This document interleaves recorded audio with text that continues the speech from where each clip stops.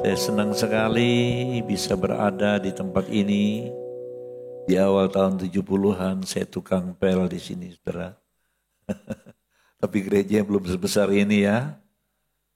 Saya ngepel seluruh gereja sampai ke sana ke WC-WC. Itu awal dari pelayanan. Ya, ketika saya mengalami kelahiran baru, usia saya masih 14 tahunan waktu itu. Saya mengalami kasih mula-mula yang luar biasa. Ya, kalau berdoa saya pasti nangis deh. Ya, gak habis-habisnya. Bisa lama berdoa. Dan suka sekali dengan Alkitab, saudara yang kasih. Dan sejak itu Tuhan mulai mengubah kehidupan saya. Ya, puji Tuhan, Tuhan sangat-sangat baik. Dan saya kepingin jadi pendeta sejak usia 14 tahun, 15 tahun sejak mengalami kasih mula-mula itu. Ya, saya ngotot, saya harus jadi pendeta. Mama saya keberatan, sudah kasih. Masih terlalu muda. Nanti kamu mau makan apa? Pendeta dulu dengan sekarang beda. Tadi saya dikasih makan enak loh. Dah, akhirnya Om Julius ini kakak saya nomor 4. Saya yang ke-9. Juru kunci, yang pegang kunci. Saudara, dia panggil saya, dia bilang, kamu masuk jadi semea, Mancoge. Siapa yang tahu Mancoge? Ibunya dari Mancoge, Bu? Bukan, tapi tahu ya. Ibu guru? Bukan juga. Itu dulu itu jalannya enggak kayak sekarang, mungkin lebih bagus sekarang. Dulu jalannya ground jalan. Saya jalan kaki dari Citapen ini.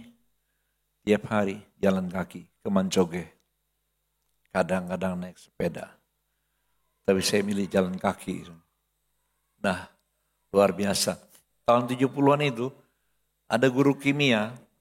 Pelajaran kimia agak buat saya bukan sebuah pelajaran yang gampang ya.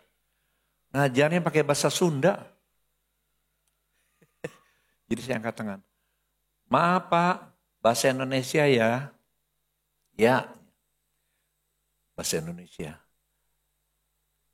Pohon deing. Sunda maning. Ini maaf campuran Tegal. Bolak-balik. Saya angkat tangan sampai dia bilang, Yohanes. Kesel dia sama saya. Itulah sebuah pengalaman yang indah. Ya, biasanya saya kalau pulang jalan-jalan ke bekas sekolah saya di sana. Saudaraku, Tuhan sangat indah, ya. Puji Tuhan. Akhirnya, ya, sampai juga pada titiknya di mana saya menjadi seorang pendeta. Tapi gara-gara lantai gereja ini, saya belajar satu hal. Pendeta hanya sebuah jabatan. Hamba Tuhan adalah sikap hati. Kami punya grup pendeta di Tegal. Mereka menyebut diri hamba Tuhan, hamba Tuhan. Saya bilang sama mereka, pendeta itu jabatan. Hamba Tuhan itu sikap hati. Sikap hati yang bagaimana? Sikap hati mau tunduk kepada Tuhan. Saya sampaikan kepada jemaat,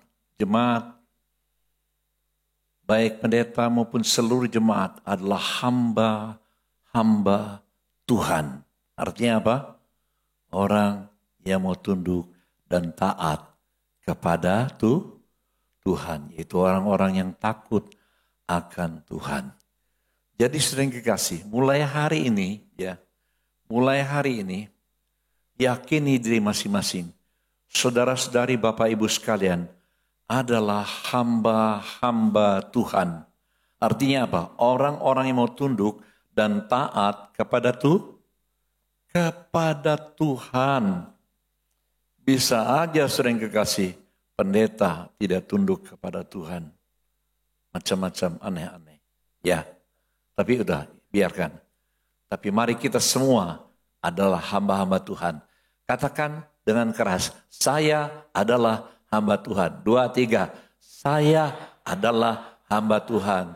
Lihat kanan kirinya, katakan, saya adalah hamba Tuhan. Haleluya. Puji Tuhan. Kalau toh nanti mau jadi pendeta, it's okay, gak apa-apa. Tapi pastikan hatinya adalah seorang hamba Tuhan. Haleluya. Saudaraku, saya akan menyampaikan tentang hidup yang berbahagia. Siapa yang ingin bahagia, angkat tangannya. Semua ya, puji Tuhan. Saya mau tanya agak rikuh ini. Siapa yang rasanya kurang bahagia, enggak usah angkat tangan.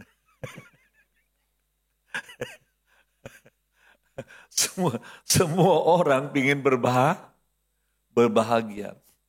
Lalu dengan berbagai cara orang mencoba untuk berbahagia.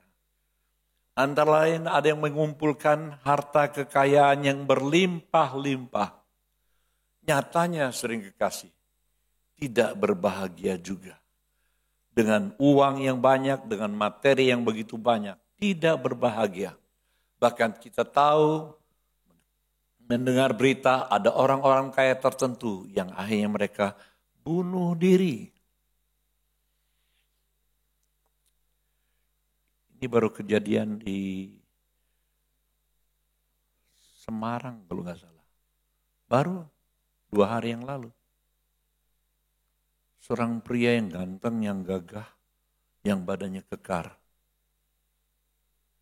Melompat dari lantai berapa itu? Di video lagi, aduh. Kalau saya nggak sampai hati memvideonya, saya kasih. Itu di video. Bagaimana orang berusaha untuk mencegah dia jangan melompat. Tapi dia tetap melompat. Lantai 5 apa lantai lebih kayaknya. Langsung jatuh dan tergeletak mati.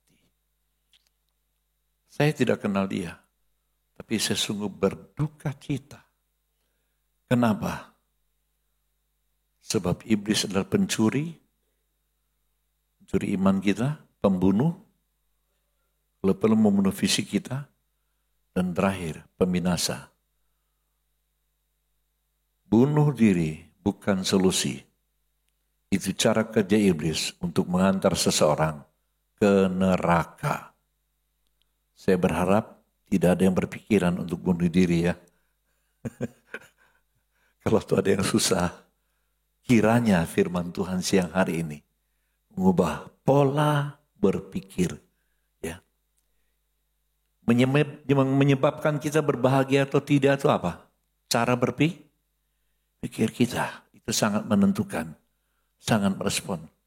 Dari pikiran kita dia mengalir ke dalam batin, ke dalam roh kita. Kalau cara berpikir kita salah, maka cara berpikir yang salah juga akan mengalir ke dalam batin dan roh kita. Dan dampaknya tidak baik. Menimbulkan sakit penyakit, ya, menimbulkan kekecewaan, ya, menyebabkan gampang tersinggung, menyebabkan orang gampang sakit hati. Tetapi sebaliknya, kalau terjadi pemulihan dalam cara berpikir, maka jiwa dan roh kita akan mengalami pemulihan dan hidup kita akan berbahagia. Dan itu bisa terjadi. Amin. Jangan katakan berbahagia tidak mungkin. Apapun keadaan saudara saat ini. Firman Tuhan, ya dan amin. Berkata, bisa. Ya. Mari kita akan lihat bersama-sama, saudara yang kasih.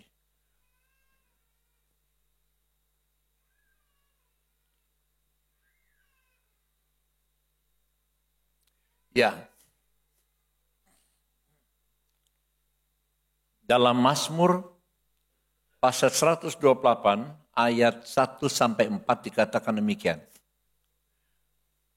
Berbahagialah setiap orang yang takut akan Tuhan, yang hidup menurut jalan yang ditunjukkannya.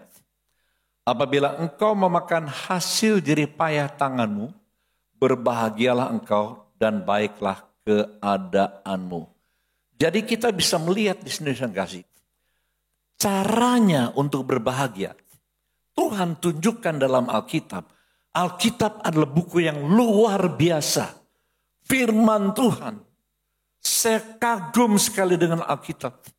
Belum lagi nubuatan-nubuatan dalam Alkitab. Plek tepat akurat. Bahkan apa yang terjadi di Timur Tengah hari-hari ini. Itu sudah ribuan tahun yang lalu dinubuatkan dalam Alkitab. Bahkan dalam Perjanjian Lama. Dan terjadi persis sama. Dan itu meneguhkan saya. Firman Tuhan itu luar biasa. Dahsyat. Dan itu menjadi pegangan bagi orang percaya.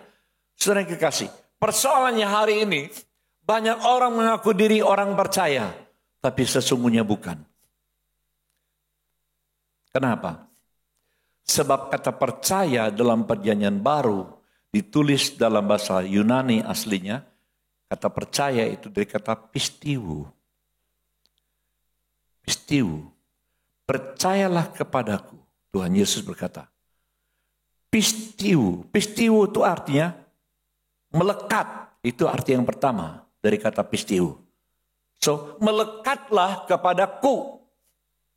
Seperti ranting yang melekat kepada pokok anggur. Kamu tidak bisa berbuat apa-apa kalau kamu tidak melekat kepadaku. Tapi kamu akan menghasilkan buah kalau kamu melekat kepadaku. Jadi percaya dari kata pistiu, arti yang pertama adalah melekat. Nah, apanya yang melekat? Pikiran, perasaan, dan kehendak yang melekat kepada Tuhan. Mungkinkah itu? Sangat mungkin. Tuhan tidak pernah memerintahkan sesuatu yang tidak bisa. Bahkan dia memberikan pertolongan dengan menyediakan Roh Kudus untuk menolong kita melakukan apa yang menjadi kehendak Dia. Itu sebabnya Tuhan Yesus berkata, barang siapa yang mengasihi aku, dia akan melakukan segala perintahku. Jika kamu mengasihi aku, kamu akan melakukan segala perintahku. Ketika Tuhan singkapkan ini, saya kaget. Kalau saya tidak melakukan segala perintah Tuhan, alasannya yang satu, saya tidak mengasihi Tuhan. Saya tersungkur, saya minta ampun dengan Tuhan. Tuhan sudah mengasihi aku begitu rupa. Buktinya apa? Dia rela menjelma menjadi seorang manusia. Siapa sih Yesus itu? Yesus, sekali lagi, Yesus adalah pada mulanya adalah firman. Firman bersama-sama dengan Allah. Dan firman itu adalah Allah. Dan segala sesuatu diciptakan oleh sang firman. Tanpa firman tidak ada apapun yang tercipta. Dan kemudian selanjutnya, firman itu telah menjelma menjadi manusia. Dia yang menjadi manusia diberi nama Yesus Kristus. Wow. Firman menciptakan segala sesuatu. Termasuk langit. Nanti kalau saudara keluar lihat langit ya. Tapi kalau nyetir jangan begini. Bahaya. Lihat saja ke depan. Otomatis langit kelihatan. Saya selalu sering kasih. Kalau sedang di luar saya lihat langit. Saya lihat langit dengan kagum. Saya berkata, Tuhan Yesus betapa dahsyat Engkau. Engkau sang firman telah menciptakan jagat raya. Tapi Engkau rela jadi seorang manusia. Karena mencintai aku yang berdosa. Karena mencintai semua manusia yang berdosa. Supaya percaya dan tidak binasa melainkan beroleh hidup yang kekal. Saudaraku, harga kita ini mahal. Rasul Petrus berkata, hargamu bukan emas, bukan perak, tetapi darah Yesus Kristus. Jangan ada lagi yang minder, rendah diri, apapun alasannya. Kalau ada roh rendah diri, usir dalam nama Yesus. Katakan, aku berharga. Amin. Berdiri depan cermin dan katakan, aku berharga. Tuhan yang mengatakannya lewat Rasul Petrus. Hargaku bukan emas, bukan perak, bukan materi. Hargaku adalah nyawa Yesus Kristus. Dulu saya minder sekali, saudara. Saya anak desa dari Kalimantan, Bangalanbun.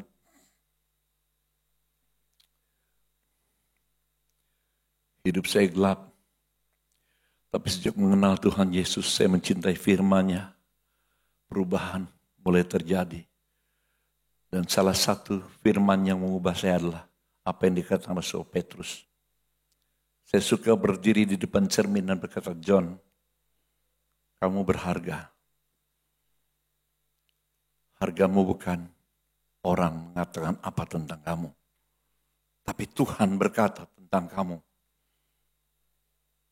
Hargamu adalah darah Yesus. Nyawa Yesus Kristus.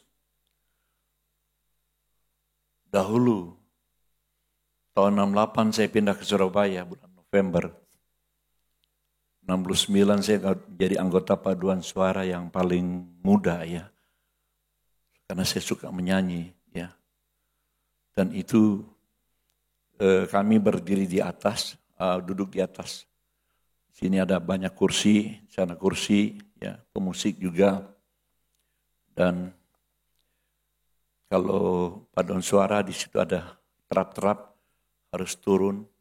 Nah, sebelum turun saya harus ke belakang dulu. Kenapa? Sebab asam lambung saya naik.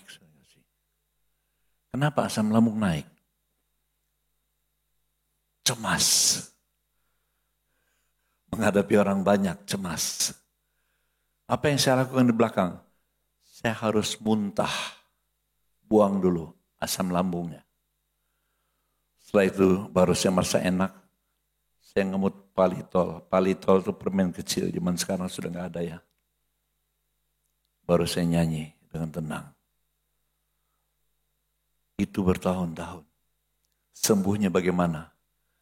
Saya perkatakan apa yang Rasul Petrus katakan. Kamu berharga. Bukan emas, bukan perak. Tapi hargamu adalah nyawa Yesus. Wow, sering kasih. Amin. Kita ini mahal banget. Katakan kanan kirimu. Engkau berharga dan hargamu mahal sekali. Katakan engkau berharga. Come on. Engkau berharga. Yakini engkau berharga. Saya percaya itu akan mengubah hidupmu. Akan mengubah masa depanmu. Banyak orang tidak bisa naik hidupnya. Kenapa? Salah satu sebabnya adalah karena gambar diri yang tidak bagus. Ada orang yang gampang tersinggung. Kenapa? Masalah gambar diri. Ada orang yang gampang kecewa. Kenapa? Masalah gambar diri.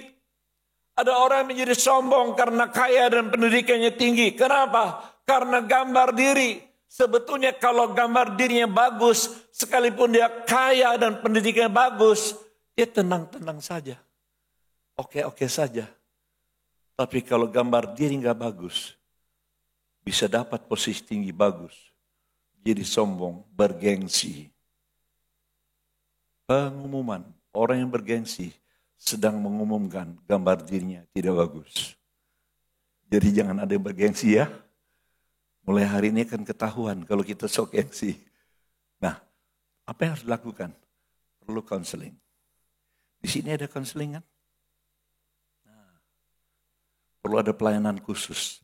Biasanya masa lalu kita yang harus diperbaiki. Ya. Berbahagialah setiap orang yang apa? Takut akan Tuhan, ya. Nah, kata takut ini dari kata Ibrani, yare. Yare itu artinya takut, hormat, sebetulnya ada satu lagi, mengasihi. Jadi takut akan Tuhan. Karena Tuhan itu maha dahsyat, luar biasa. Jadi takut akan Tuhan, tapi juga tahu Tuhan itu sangat baik. Ya, sangat luar biasa. Tuhan Yesus mengajari, kita menyebut dia Bapa Sorgawi. Ya, Bapa Sorgawi sudah memberikan anaknya yang tunggal. Supaya barang siapa yang percaya tidak binasa, melainkan beroleh hidup yang kekal. Wow, ya, karena itu sudah dikasih. Takut akan Tuhan dan hormat akan Tuhan. Ya, yang hidup menurut jalan yang ditunjukkannya. Nah, siapakah orang yang takut akan Tuhan? Apa ciri orang yang takut akan Tuhan? Ternyata ciri orang yang takut akan Tuhan itu poin yang kedua. Cirinya adalah orang itu hidupnya apa? Menurut jalan yang ditunjukkannya. Saudaraku. Nah, jalan Tuhan itu di mana? Bisa dipelajari enggak? Halo? Bisa. Di mana? Di Alkitab. Ya memang hari ini saya juga bawanya HP. ya. Tapi sebaiknya punya Alkitab. Bulan 10 kemarin, bulan misi ya, kita bagikan Alkitab di gereja.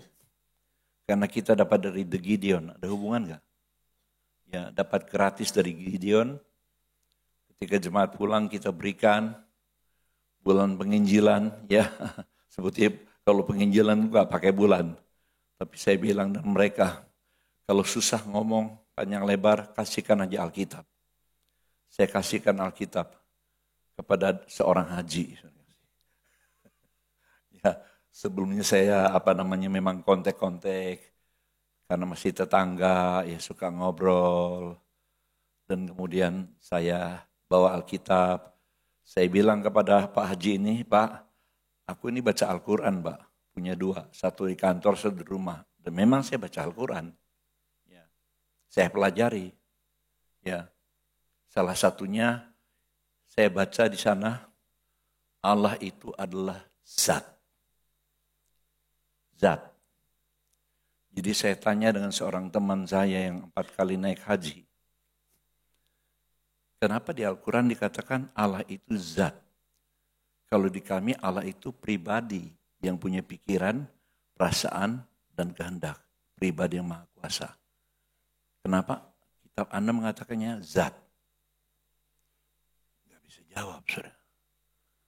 Kasihan juga. Nah, karena itu saya makin antusias, itu akan ada ukuran kecil tuh. Saya saku ini. Kalau saya bertemu dengan hati saya rasa tergerak untuk ngasih dia. Saya bilang, Pak, aku baca Al-Quran, Pak. Gak salahnya Anda baca ini untuk buka wawasan. Jadi kalau mau mantap, saudara baca Al-Quran dulu. Luar biasa. Ketika saya baca Al-Quran, ya, iman saya kepada Tuhan Yesus itu makin kuat.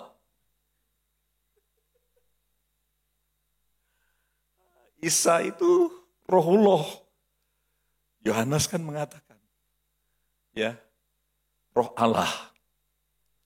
Ya, Lukas ya, pasal 2, ketika Yesus akan ketika malaikat datang kepada Maria, kamu akan mengandung oleh Roh Kudus. Itu ada.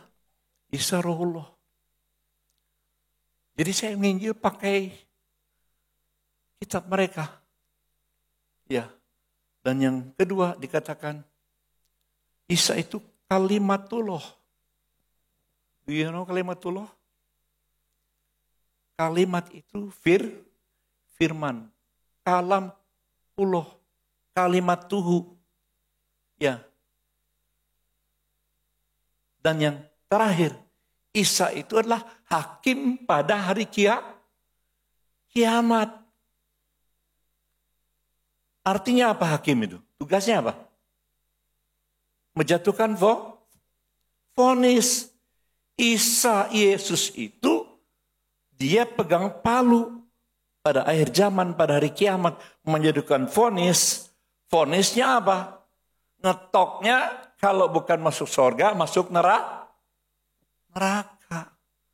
Loh, kok malah ada di antara mereka yang menghujat hakim pada hari kiamat. Kasihan betul, saudara yang kasih. Saya tahu ini direkam, gak apa-apa kalau ada yang melihat. Ya, supaya pikiran mereka terbuka. Kita harus memiliki belas kasihan dengan kaum mayoritas. Kenapa? Sebab Bapa Surgawi mengasihi mereka sama seperti kita. Catat baik-baik. Yesus melarang orang Yahudi mengkafirkan orang lain. Itu sebabnya sampai hari ini, saudara yang kasih, orang Israel tidak pernah mengkafirkan orang lain. Dan orang Kristen tidak pernah mengkafirkan orang lain. Kenapa? Sebab semua manusia, bangsa apapun, umat beragama apapun, mereka berharga di mata Tuhan. Amin. Dan bagian kita untuk menyampaikan kepada mereka bahwa mereka berharga. Harganya apa? Jelaskan siapa Yesus dan sebagainya. Yang telah menebus segala dosa umat manusia.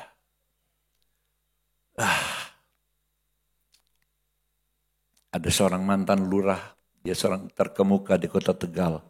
Karena dia sangat memperhatikan, bukan hanya daerah kelurahannya saja. Tapi seluruh kota Tegal. Dulu dia seorang angkatan laut. Jadi teman saya sering kasih. Saya sampaikan Injil kepada dia. Saya bilang sama dia, Bapak, kau tidak perlu ganti KTP. Ganti agama dalam KTP-mu nggak perlu. Saya juga tidak menyuruhmu ke gereja.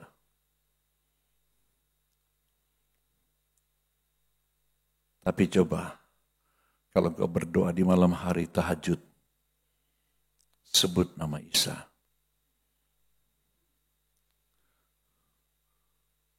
Karena Isa itu adalah Kalimatullah, Rohullah, dan Hakim pada hari kiamat. Rupanya apa yang saya sampaikan diterima oleh dia. Dan ketika dia sakit parah, saya datang ke rumahnya. Menguatkan imannya lagi. Saya berlutut di tepi ranjang. Ranjang dia. Ya. Dan ketika saya berbicara tentang kasih Tuhan Yesus. Dan jangan takut terhadap keadaan apapun juga. Sebab Allah itu Bapa kita. Dia menyediakan rumah di sorga. Tiba-tiba sering kasih. Si Bapak ini berkata kepada saya. Kepada istrinya. Saya berlutut di pinggir ranjang. Istrinya berdiri di samping saya. Dia bilang begini pada istri. Ibu. Ada wanita cantik, bercahaya, berjubah putih. Sudah tahu apa yang dia lihat? Dia pikir itu wanita cantik, padahal malaikat. Dia lihat malaikat sebelum mati, sudah kasih.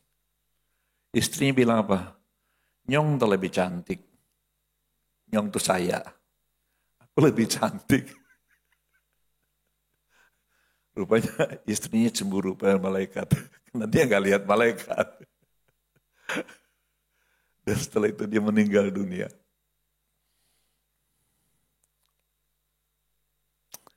Satu jiwa berharga di mata Tuhan. Amin. Saudara, jangan sampai kita selamat sendirian. Saya suka berpikir begini, keselamatan hanya ada dalam Tuhan Yesus Kristus. Hanya dalam Kristus. Lalu kalau saya yakin keselamatan hanya dalam Kristus dan saya tidak memberitakan Injil kepada yang lain, saya kejam. Betul enggak? Kalau kita yakin keselamatan hanya dalam Kristus, kita tidak memberitakan. Kita ini orang kejam. Membiarkan orang lain binasa. Saya berharap di sini tidak ada orang kejam. Yang ada adalah orang yang mau memberitakan Injil. Setidak-tidaknya setelah mendengarkan hal ini. Puji Tuhan. Saudaraku. Ya. Kita lihat berlanjut ya. Istrimu akan menjadi seperti apa? Pohon anggur yang subur di dalam rumahmu. Nah, poin 4 ini ada yang mentafsirkan begini. Istrimu akan punya banyak anak. Boleh saja tafsirkan begitu. Tapi sebetulnya bukan itu, saudara kasih. Ya. Di sini dikatakan seperti pohon anggur yang subur di dalam rumahmu. Maksudnya apa, saudara yang kekasih? Ya, kita harus belajar manfaat buah anggur itu apa. Ya. Ini ada hubungannya dengan istri yang seperti buah anggur. Yang pertama, saudara bisa buka di Google, saya sepintas aja ya. Yang pertama, buah anggur ya, bisa mengatasi gangguan pembuluh darah dan jantung. Ya. Sehingga kalau makan buah anggur, itu sehat untuk jantung. Sehat untuk darahnya. Juga bisa mencegah penyakit kanker kulit. Ya. Ya. Kemudian bisa mengurangi gejala insufisiensi vena kronis. Ya. Dan juga menurunkan tekanan darah tinggi. Ya, memang ada kontra, ada pro kontra.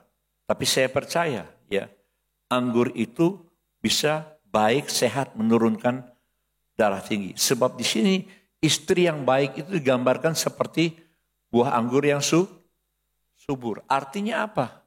Artinya, saudara yang kekasih, seorang istri yang takut akan Tuhan itu akan membuat suami menjadi sehat. Sebaliknya, seorang suami yang takut akan Tuhan membuat istri menjadi sehat. Haleluya, puji Tuhan. Ya. Kemudian juga anggur meningkatkan daya ingat. Ya. Jadi kalau sering lupa, ya, makan anggur. Saya suka yang hijau tuh, manis, yang lebih manis. Ya. Saya kadang beli, kadang dikirimi oleh jemaat. Puji Tuhan, daya ingat saya sedikit demi sedikit semakin baik. Dulu kalau naruh barang suka kelalen. Yang paling repot itu kalau segembyok kunci itu hilang, Pak. Amit-amit deh. Gak bisa masuk rumah, gak bisa masuk kantor. Itu pernah ceritanya saya olahraga, ya pakai celana pendek, taruh kunci, sebab rumah saya kunci, anak-anak udah pergi keluar ke kantor. Jadi saya olahraga, keliling di gor, ya. Rupanya itu celana saya itu bolong ini ya, Pak. Kantongnya, jadi nyeplos, hilang. Waduh, susah sekali. Sejak hari itu, saudara yang kasih, saya bikin kunci baru. Dan kalau saya sudah memakai kunci, selalu saya masukkan ke dalam tas itu. Ada kunci. Pokoknya gak ditunda, langsung cep ke situ. Langsung cep ke situ. Ya, supaya apa? Supaya gak lupa. Dan puji Tuhan, gara-gara anggur, daya ingat pelan-pelan naik. Maaf, angkat tangan siapa yang lupa di sini? Masa masih muda lupa? Enggak apa-apa. Ya, nanti anggur ya. Coba. Ya. Kemudian tadi dikatakan apa? Nanti kelamaan bahas anggur.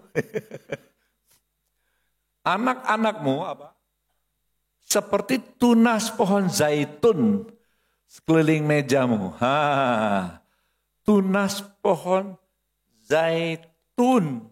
Anak-anak seperti tunas pohon zaitun. Kenapa disebut begitu, saudara kasih? Sekarang mari kita lihat manfaat minyak zaitun. Di rumah saya selalu punya satu botol kecil extra virgin. Yang extra virgin ya. Yang paling bagus, yang paling murni. Harganya hampir 60.000 yang botol kecil. Ya. Pagi sore saya selalu minum satu botol. Ya. Dan juga baik untuk kulit, untuk merawat jerawat. Ada yang jerawatan? Ini obat murah. Untuk memulihkan jerawat, menjaga kelembapan kulit, mengatasi iritasi kulit, menunda munculnya tanda-tanda penuaan. Kalau orang cepat tua, ya itu apa namanya? Minyak zaitun dicampur dengan madu hydroset. Ya. Kemudian dicampur dengan apa itu namanya? Jeruk nipis. Saya baca di Google, saya ngasih. Nah, itu menyebabkan wajah kita jadi segar.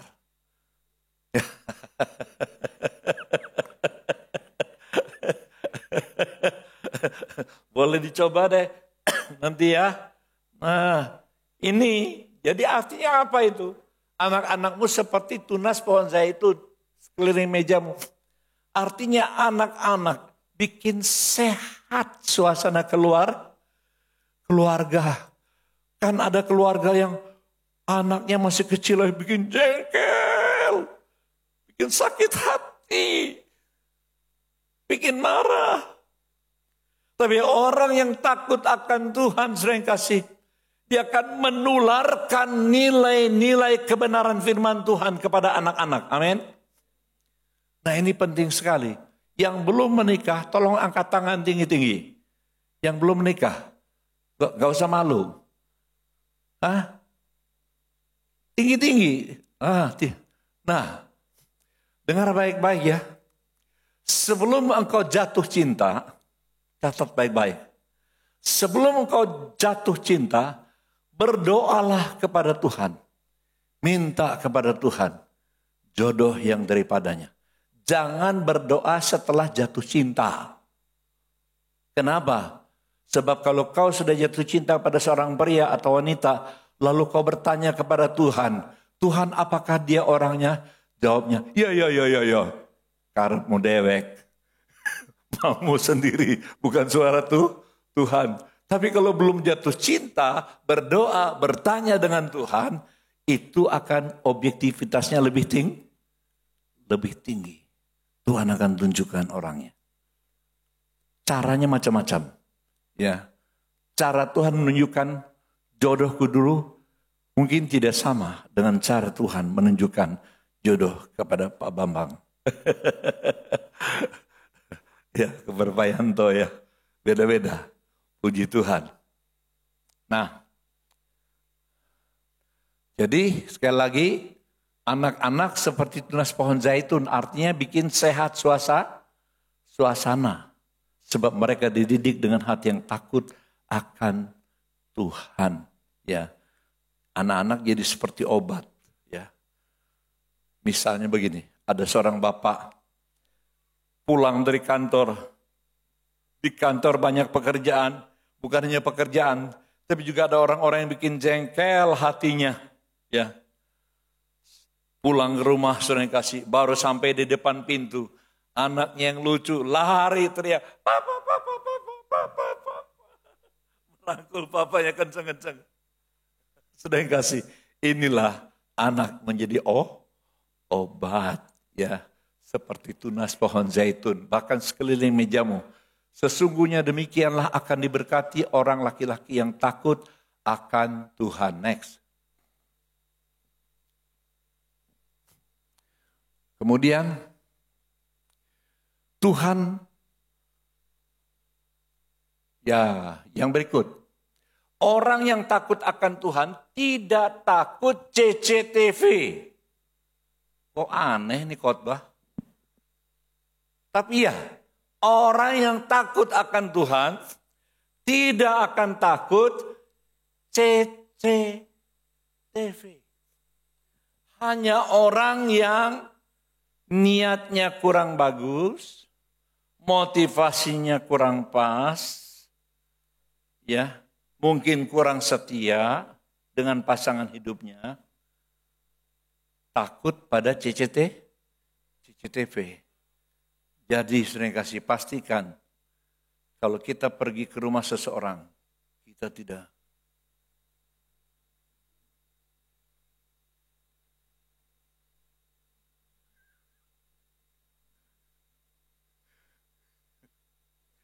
salah pasang CCTV di gereja. Kami juga begitu. Tadi pagi saya sudah jelaskan alasannya. Kenapa pasang CCTV? Karena uang dalam kotak persembahan sering hilang. Akhirnya juga Juga kadang-kadang dompet jemaat yang sedang ditaruh di samping ketika berdoa bisa hilang. Jadi hanya pasang CTP, hanya ketahuan sering kasih. Ya, koster gereja bukan orang Kristen, ketahuan. Saya panggil dia, Mas, niki loh, duit di kotak sering hilang nih. Nih, dia kaget. Dia malah tuduh saya. Bapak menjebak saya ya? Kok menjebak? Saya ingin beritahu, ini kamu nih berbuatnya gak benar. Kalau kamu bilang, aku menjebak kamu, gimana kalau kita nonton bareng di kantor polisi? Yuk. Takut dia. Jangan Pak, jangan. Oke, jangan ulangi lagi ya. Dan puji Tuhan, dia tidak melakukan lagi karena memang kita pindahkan ke sekolah juga. Supaya jangan dia tergoda. Saudaraku, jadi tidak takut pada CTP. Tuhan, engkau menyelidiki aku. Kenapa? Sebab Tuhan itu maha tahu. Tuhan menyelidiki, memperhatikan dan mengenal aku. Engkau mengetahui kalau aku duduk atau berdiri. Engkau mengerti pikiranku dari jauh. Engkau memeriksa aku kalau aku berjalan dan berbaring. Segala jalanku kau maklumi, kau pahami. Perhatikan poin 1 sering kasih. Ini saya tangkap secara hurufiah. Dulu sebelum Tuhan membukakan ini sebagai sebuah rema sering kasih. Ya, saya baca biasa-biasa saja. Tapi ketika Tuhan singkapkan sebagai sebuah rema, saya kaget sekali. Wow, Tuhan tahu pikiranku yang gak baik, yang gak benar, yang gak sehat, yang menyimpang dari kebenaran firman Tuhan. Sejak hari itu, mikir pun hati-hati. Sebab secara hurufiah, saya percaya Tuhan tahu keadaan kita masing-masing. Seperti dari pagi saya katakan, Tuhan tahu saya pakai baju batik di tempat ini. Saya berdiri di Gereja Bethel Indonesia, Jalan Citapen nomor 19. Tuhan tahu saudara yang duduk di belakang, ya. Tuhan tahu yang juga apakah saudara sungguh-sungguh memperhatikan firman Tuhan atau pikirannya lari kemana-mana. Tuhan tahu persis apakah engkau ada di sini dan pikiranmu di sini atau pikiranmu ada di mana-mana. Tuhan tahu persis. Ketika saya mengerti ini, saudara yang kasih, hati saya jadi takut akan Tuhan. Takut untuk melakukan kesalahan. Tetapi juga bersyukur sebab Tuhan yang maha tahu itu. Dia tahu bukan untuk menghantam saya. Aku datang bukan untuk menghakimi tetapi untuk menyelamatkan. Tuhan Yesus bilang begitu. Sebab ayat-ayat selanjutnya menunjukkan Tuhan memperhatikan kita sedemikian rupa. Karena sayang sama kita. Amin. Amin. Haleluya. Belajar menggunakan imajinasi. Banyak orang telah menggunakan imajinasi dengan cara yang salah. Sehingga ketika menggunakan imajinasi yang salah, ya, pikiran perasaannya jadi tidak baik dan tindakan jadi tidak baik. Sebaliknya kalau kita menggunakan imajinasi kita dengan benar seperti ini. Saya pakai Mazmur 119 ini untuk berimajinasi setiap saat, setiap waktu. Bukan hanya ketika berdoa saja. Memang ketika berdoa saya berlutut di pinggir ranjang. Saya berkata, Tuhan Engkau melihat aku sedang berlutut di tepi ranjang Tuhan saat ini. Engkau mengenal pikiranku. Engkau melihat pergumulan yang sedang kuhadapi saat ini. Dan ketika berkata demikian dan penuh keyakinan, tiba-tiba saya merasakan Tuhan itu Bapa yang begitu dekat, yang paling mengenal isi hatiku, yang memberikan solusi kepadaku. Tuhan itu sangat baik. Saya kasih, kita semua bisa melakukan ini. Karena iman pada kasih karunia. Amin. Kasih karunia itu anugerah. Dan anugerah itu harus diimani, harus dipercayai. Saya belajar terus mempercayai, ya, mengimani kasih karunia, kemurahan Tuhan, belas kasihan Tuhan. Sehingga memungkinkan bagi kita untuk melakukan kehendaknya. Bukan karena kuat dan gagahku. Bukan karena aku lebih baik dari orang lain. No. Tapi karena kasih karunia, karena belas kasihan Tuhan. Kita bisa melakukan kehendak Tuhan. Yang setuju katakan amin. Yang jelas tentang poin-poin ini tolong lambaikan tangannya. Yang jelas, nangkap. Puji Tuhan, hampir semua ya. Oke. Ya. Next. Ya. Sebab sebelum lidahku mengeluarkan perkataan, baru mikir nih. Sesungguhnya semuanya telah kau ketahui, ya Tuhan. Hati-hati kalau mikir ya, Tuhan udah tahu. Ya. Dari belakang, dari depan engkau mengurung aku. Kata mengurung ini terjemahan lainnya melingkupi aku, merangkul aku. Tuhan itu Bapa yang merangkul kita. Ya, engkau menaruh tanganmu ke atasku. Terjemahan lain, engkau memberkati aku. Luar biasa. Dia mengawasi kita, dia menyertai kita, dia menuntun kita, ya, dia memberkati kita. Terlalu ajaib bagiku pengetahuan itu, terlalu tinggi, tidak sanggup aku mencapainya. Kalau bukan karena Tuhan yang menyingkapkan rahasia ini, kita nggak paham. Tapi ketika Tuhan singkapkan, saudara kasih, muncul rasa aman, damai sejahtera di hati, ya, makin tua makin sehat, makin bersukacita, ya, bukan makin susah. Siapa yang usia 60 tahun ke atas, angkat tangannya. 60 tahun ke atas. Oh, puji Tuhan, ada beberapa orang ya. Ya.